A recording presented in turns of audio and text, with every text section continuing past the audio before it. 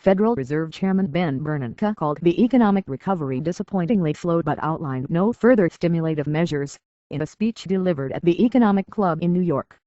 Rather than meet expectations for more central bank easing, Bernanke instead again took Congress to task for leading the nation close to a dire fiscal situation that could cause another recession.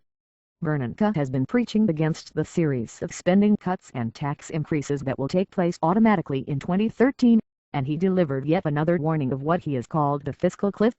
The realization of all of the automatic tax increases and spending cuts that make up the fiscal cliff, absent offsetting changes, would pose a substantial threat to the recovery. Indeed, by the reckoning of the Congressional Budget Office and that of many outside observers, a fiscal shock of that size would send the economy toppling back into recession, Bernanke said, according to prepared remarks. While an address 2 days before a major holiday otherwise might not get much notice, chatter had increased that Bernanke would indicate additional stimulative measures from the central bank. The Dow Industrials turned modestly negative as the chairman's remarks were made public and uncertainty increased over the Fed's future plans. Read more. Full text of Bernanke remarks. Though Bernanke delivered no assurances Tuesday, consensus is that ultimately the Federal will continue to buy about $40 billion worth of mortgage-backed securities per month and halt its Operation Twist program at the end of the year. The Twist program entails selling shorter-dated securities and buying those on the far end of the curve in an effort to drive down long-term interest rates. However, the Federal is running out of short-dated notes and bills to sell. In its place is likely to come a renewed effort to buy about $45 billion a month in treasuries and continue to expand the Fed's $2.9 trillion balance sheet.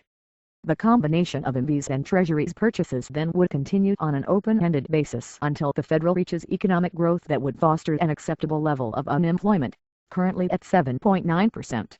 Read more. Sandy's impact on job growth will be acute, or not.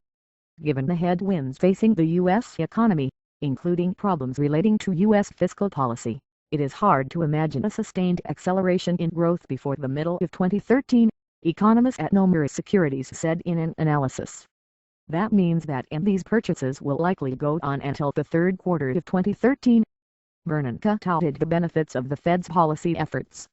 More generally, research suggests that our previous asset purchases have eased overall financial conditions and provided meaningful support to the economic recovery in recent years, he said.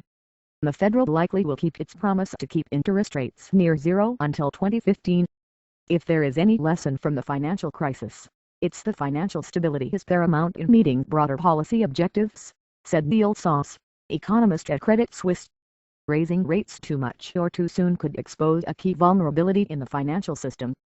This is yet another argument for expecting interest rates to remain at very low levels for a very long time. Though stopping short of outlining exactly what future efforts would entail, Bernanke said the Federal stands at the ready to do what is necessary. We will want to be sure that the recovery is established before we begin to normalize policy, he said. We hope that such assurances will reduce uncertainty and increase confidence among households and businesses, thereby providing additional support for economic growth and job creation. Some investors, though, worry that the stimulative measures, known as quantitative easing, will exact a steep price in the future.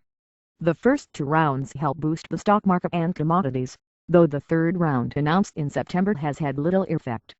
Federal critics worry that all of the money creation will lead to inflation once the central bank clears the debt it has purchased from its balance sheet. Bernanke said inflation remains subdued despite high gas and food prices, adding that ebbs and flows in commodity prices have had only transitory effects on inflation. Mark my words, the concern from about a year out from here is going to be all about monetary policy and how do we reverse this huge animal we created, said Jim Paulson, chief market strategist at Wells Capital Management. It won't just be here, it will be in Europe and China and everywhere. It's a huge problem. I wish they'd start thinking ahead a little bit. Amid its stimulus efforts, the Federal has pleaded with Washington political leaders to contain the burgeoning fiscal debt and deficit problems. A crisis awaits at the end of the year. Bernanke has nicknamed it the fiscal cliff, in which a series of tax increases and spending cuts will take place unless deficit reduction targets are met. Read more. Obamacare, host of others need slashing. Simpson Bowles. Deutsche Bank's Slick said indications that Washington is serious about debt and deficit reduction will be key before the Federal reverses its accommodative monetary measures. They will be worried about what the fiscal cliff could do to the outlook, and not only the fiscal cliff but the uncertainty that's associated with it, Slick said. That's why the base case continues to be they will basically stop Operation Twist but continue to buy mortgages and on top of that expand QE3. In some sense, you could view that as the status quo because it's the same support to the economy.